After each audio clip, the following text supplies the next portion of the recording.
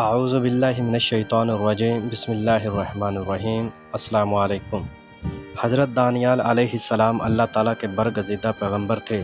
اس وقت کے نجومیوں نے وقت کے بادشاہ بخت نصر کو آپ کے بارے میں کیا بتایا تھا، اور کیوں آپ کی والدہ آپ کو جنگل میں شیروں کے پاس چھوڑ آئی تھی، اور شیروں نے آپ کے ساتھ کیا سلوک کیا تھا۔ آج کی ویڈیو میں ہم آپ کو اس بارے میں تمام تفصیلات سے آگاہ کریں گے۔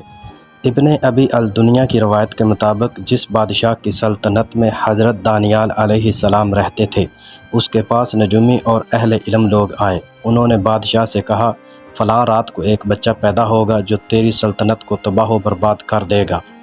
چنانچہ بادشاہ نے اس رات پیدا ہونے والے تمام بچوں کو قتل کرنے کا حکم دے دیا۔ بادشاہ کے بچوں کو قتل کرنے کے حکم کی وجہ سے آپ کی والدہ آپ کو لے کر ایک جنگل کی طرف چلی گئیں اور آپ کو شیر اور شیرنی کی کچھار میں پھینک دیا۔ شیر اور شیرنی اللہ تعالیٰ کے حکم سے ان کی حفاظت کرتے رہے اور رات بھر ان کو چاٹتے رہے، اور یوں اللہ تعالیٰ نے انہیں شیروں سے محفوظ رکھا۔ ایک روایت کے مطابق حضرت دانیال علیہ السلام 14 سال کی عمر تک جنگل میں شیروں کے ساتھ رہتے رہے۔ حضرت دانیال علیہ السلام کا شمار بنی اسرائیل کی طرف بھیجے جانے والے پیغمبروں میں ہوتا ہے، جو بنی اسرائیل کے زوال کے آخری دور میں پیدا ہوئے۔ خیال کیا جاتا ہے کہ آپ 457 کاف میم میں بیت المقدس میں پیدا ہوئے۔ دانیال کا لغوی مطلب اللہ تعالیٰ میرا منصف ہے۔ دانیال علیہ السلام کے والدین بابت عہد نامہ قدیم اور جدید دونوں میں خاموش ہیں، تاہم یہ بتایا جاتا ہے کہ وہ اس بنی اسرائیل کے دور سے پہلے یہودا کے دور میں پیدا ہوئے تھے۔ حضرت دانیال علیہ السلام فلسطین میں مقیم ہی ہوئے تھے کہ اس وقت کے بادشاہ بخت نصر دوم نے ان کو 557 کاف میم میں اپنے ساتھ جنگی قیدی کے طور پر قید کر لیا۔ ان کے ساتھ ساتھ جناب یسیع علیہ السلام، جناب یرمیہ علیہ السلام اور جناب زکریا علیہ السلام کو بھی قیدی بنا لیا گیا تھا۔ اللہ کے وعدے کے مطابق بخت نصر دوم بنی اسرائیل کے نافرمان اور گمراہ بھیڑوں کے ریوڑوں کو ہانک کر بابل لے گیا تھا۔ جناب دانیال علیہ السلام بنی اسرائیل کے ایک معزز اور امیر خاندان سے تعلق رکھتے تھے۔ ان کی قابلیت کو دیکھ کر بادشاہ بخت نصر نے ان کو دربار میں نوکری بخشی۔ صحیفہ دانیال علیہ السلام میں اللہ تعالیٰ فرماتا ہے، حضرت دانیال علیہ السلام جوان آدمی تھے جن کو کوئی جسمانی عارضہ نہیں تھا، خوبصورت، ہر چیز سیکھنے کی صلاحیت رکھتا تھا، تعلیم یافتہ اور ہر چیز کو سمجھنے کی قابلیت کا حامل تھا، جو بادشاہ کے محل میں کام کر سکتا تھا۔ اللہ تعالیٰ نے مزید فرمایا تھا، سمجھ بوجھ اور حکمت کے معاملے میں جب بادشاہ سوال کرتا تو دانیال تمام جادوگروں اور درباریوں سے زیادہ مدلل اور بہترین جواب دیا کرتے تھے۔ 421 کاف میم میں بخت نصر کو ایک پراسرار خواب آیا، جس کی تعبیر جاننے کے لیے اس نے پوری سلطنت سے عقل مند لوگوں کو بلایا، لیکن کسی نے بھی اسے مطمئن کر دینے والی تعبیر نہ بتائی۔ جب شہر بابل میں منادی کروائی گئی تو جناب دانیال علیہ السلام نے بادشاہ سے ملاقات کا قصد باندھا اور اس کے محل جا پہنچے۔ انہوں نے بادشاہ کو بتایا کہ جلد ہی اس کے خاندان کی حکومت تباہ ہو جائے گی اور دوسری اقوام فارسی، رومی اور یونانی غالب آ جائیں گے۔ بادشاہ اس تعبیر سے مطمئن ہو گیا، بلکہ اس نے خوش ہو کر جناب دانیال علیہ السلام کو بابل کا گورنر اور اپنا وزیر اعظم مقرر کر لیا۔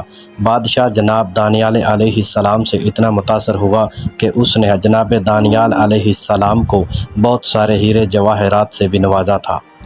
بخت نصر ایک ظالم اور جابر حکمران تھا، جو اپنی سلطنت میں رہنے والے لوگوں پر ہر طرح کے مظالم کرتا تھا تاکہ کوئی بھی اس کی برابری کرنے کا نہ سوچ سکے اور اس کی حکومت چلتی رہے، اور کوئی بھی اس کی حکومت کو توڑنے کا کسی طرح کا بھی کوئی منصوبہ یا ترکیب نہ سوچ سکے۔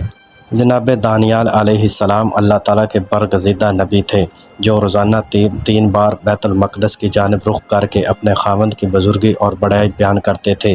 صحیفہ دانیال کے مطابق دانیال علیہ السلام خداوند کے سامنے جھک جایا کرتے تھے اور بنی اسرائیل کے لوگوں کے گناہوں کا اعتراف کیا کرتے تھے اور اس بابت اللہ تعالیٰ سے معافی مانگا کرتے تھے۔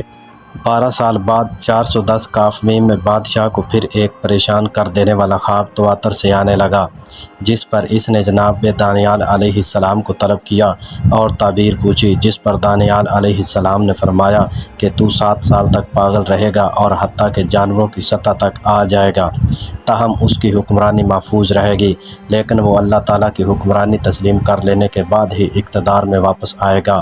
جناب دانیال علیہ السلام نے بخت نصر دوم کو نصیحت کی کہ اس خوفناک صورتحال سے بچنے کے لیے خداوند کے غریب بندوں پر اپنے خزانوں کا رخ کھول دے اور ان کو بھوک اور افلاس ختم کر، پھر شاید اللہ تعالیٰ تجھ پر اپنا رحم کرے۔ بخت نصر دوم نے اس نصیحت سے اپنے آپ کو سبق دیا اور غریب بنی اسرائیل کی قوم کو بہت سارے انعام و اکرام سے نوازا اور ان کی بھوک اور افلاس کو ختم کر دیا، تو اللہ تعالیٰ نے بھی 1 سال تک اپنے عذاب کو مؤخر کر دیا۔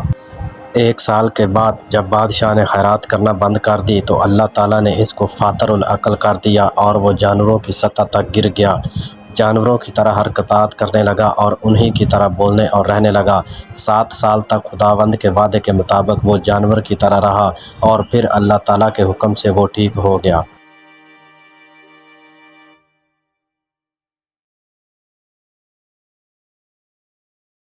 پھر 357 کاف میم میں بخت نصر دوم مر گیا اور اس کا بیٹا ایول بادشاہ بنا، پھر 23 سال تک وہ بابل کا حکمران رہا۔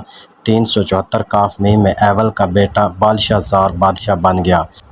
بالشازار نے اپنے بادشاہ بننے کے جشن میں ان برتنوں میں شراب بھر کر پینا شروع کر دی جو مقدس تھے۔ یہ مقدس برتن بخت نصر بیت المقدس سے لوٹ کر لایا تھا۔ خداوند بالشازار کو اس حرکت پر غضبناک اور سخت سزا دینا چاہتا تھا۔ جناب دانیال علیہ السلام کو بتا دیا کہ بالشازار اور بابل کی تباہی کا وقت آن پہنچا ہے۔ اللہ تعالیٰ نے اپنے عہد پورا کرنے کے وقت جناب دانیال علیہ السلام کو بتا دیا تھا۔ پھر ایسا کچھ ہوا کہ بادشاہ کے محل کی دیوار پر کسی نے غیر مانوس زبان میں کچھ لکھ دیا تھا، جس کو پڑھنے کے لیے ملکہ کے مشورے سے بالشازار نے جناب دانیال علیہ السلام کو طلب کیا۔ جناب دانیال علیہ السلام نے میں نے تیکل یوفارسن کا ترجمہ کچھ یوں کیا: گنتی تول تقسیم۔ جناب دانیال علیہ السلام نے بے خوف بادشاہ کے سامنے فرمایا کہ تیرے اقتدار کے دن گنے جا چکے ہیں اور تیرا تول خداوند نے کر لیا ہے اور وہ تیری سلطنت کو ملیا میٹ اور فارس میں تقسیم کر دے گا۔ کچھ مہینوں بعد دارا نے بابل پر حملہ کر دیا اور بابل کی اینٹ سے اینٹ بجا دی۔ بابل کا نظم و نسق چلانے کے لیے دارا نے 120 افراد پر مشتمل ایک کونسل بنائی جس کی صدارت 3 افراد کر رہے تھے۔ ان 3 افراد میں جناب دانیال علیہ السلام بھی تھے۔ بادشاہ دارا نے جناب دانیال علیہ السلام کی قابلیت اور فہم و فراست کو بھانپ لیا اور ان کی عقل مندانہ رائے کو فوقیت دینا شروع کر دی تھی۔ حضرت دانیال علیہ السلام کے اس مرتبے اور رتبے کی وجہ سے دوسرے درباری بڑے سیخ پا ہوئے اور انہوں نے جناب دانیال علیہ السلام کے خلاف سازش کا ایک منصوبہ بنایا۔ انہوں نے جناب دانیال علیہ السلام پر غداری کا الزام لگایا، مگر اس سے پہلے منصوبہ کچھ یوں بنایا گیا کہ بادشاہ کو یہ بتایا گیا کہ بابل میں بہت سارے لوگ بادشاہ دارا سے وفادار نہیں ہیں، سو سب لوگوں کو وفاداری کا امتحان لینے کے لیے رعایا و باقی خواص کو یہ حکم دیا جائے کہ وہ 30 دن تک مسلسل بادشاہ دارا کو سجدہ کریں گے اور اسے اپنا مالک و مختار مانیں گے۔ جو اس حکم نامے کو نہیں مانے گا اسے شیروں کی کچھار میں ڈالا جائے گا جہاں شیر اسے چیر پھاڑ دیں گے۔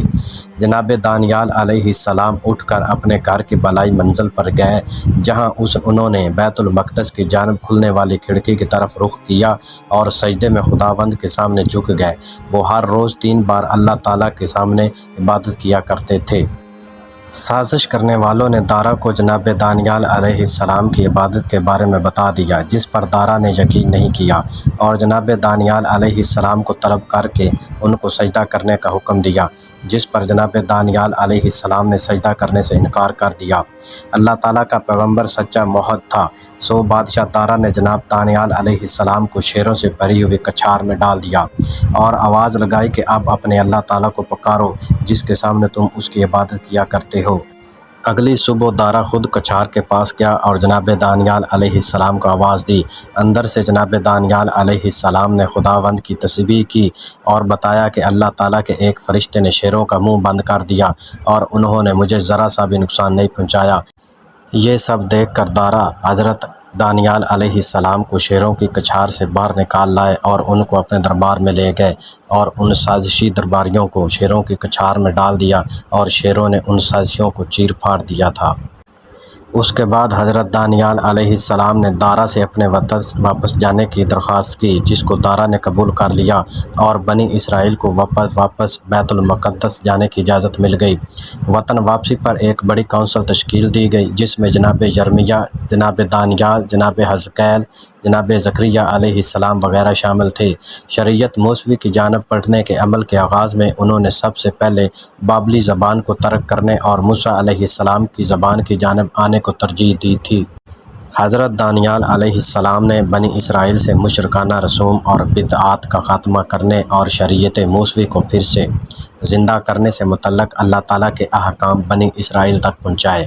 جناب دانیال علیہ السلام کا مزار ایران کے صوبے خوزستان کے شہر شوشتر میں ہے۔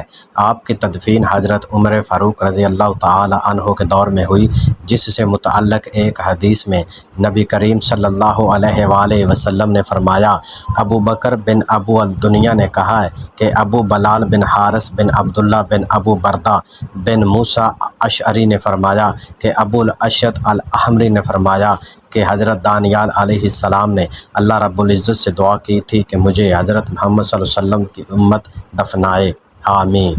اور پھر ایسا ہی ہوا۔ حضرت ابو بکر رضی اللہ تعالیٰ عنہ کے دور میں حضرت دانیال کو صحابہ کرام علیہ اجمعین نے اپنے ہاتھوں سے دفنایا تھا۔